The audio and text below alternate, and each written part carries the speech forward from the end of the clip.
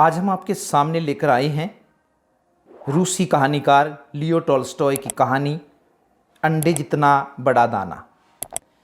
एक समय की बात है कि बच्चे नदी में खेल रहे थे। वहाँ खेलते खेलते उन्हें अंडे जितना बड़ा एक दाना मिला।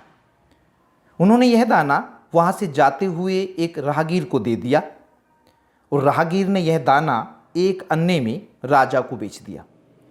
राजा उस अजीब से अंडे को देखकर बड़ा हैरान हुआ।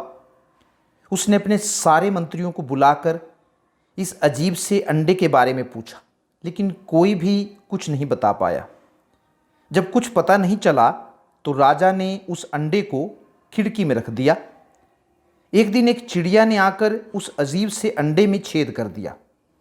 तब जाकर राजा को पता चला कि वह अंडा नहीं है बल्कि अनाज का दाना है। राजा ने अपने राज्य के सभी विद्वानों को बुलाया और उन्हें आज्ञा दी कि वे पता लगाएं कि अंडे जितने आकार वाला ऐसा विशाल दाना किस देश में उगता है। सभी विद्वानों ने सारी किताबें पढ़ डाली, लेकिन किसी को भी कुछ भी पता नहीं चला। उन्होंने राजा से निवेदन किया कि महाराज, हमारी किताबों में इस विशाल दाने की कोई व्याख्या नहीं है। बेहतर यही होगा कि आप किसी किसान को बुलाकर उससे इस दाने के बारे में पूछें। राजा ने अपने सेवकों को आदेश दिया कि किसी वृद्ध किसान को बुलाकर लाया जाए। सेवक एक बूढ़े कुबड़ निकले हुए किसान को लेकर आए, जिसके मुंह में न दांत थे और पेट में न आंत थे। उसे आँखों से कम दिखता था तथा ऊंचा भी सुनता था। वह दोनों हाथों में लाठियाँ पकड़े हुए था। राजा ने वह विशाल दाना उसे दिखाते हुए पूछा कि क्या तुम बता सकते हो कि इतना बड़ा दाना किस देश में पैदा होता है? क्या आपने इतना बड़ा दाना अपने खेत में बोया है?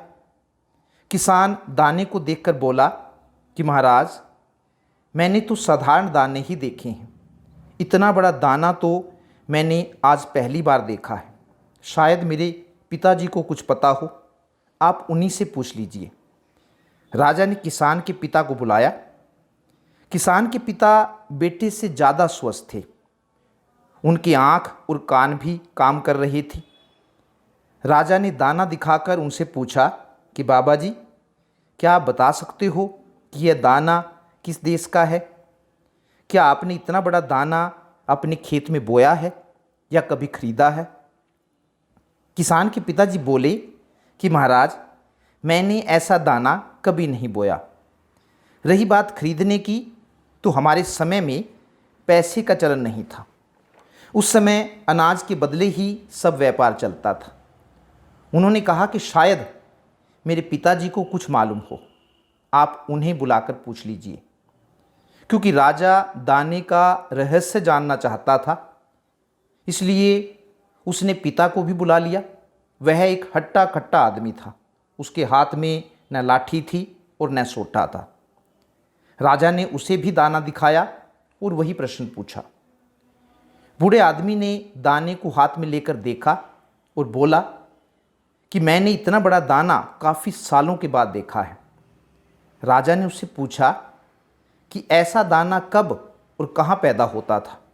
क्या तुमने ऐसा दाना अपने खेत में बोया है?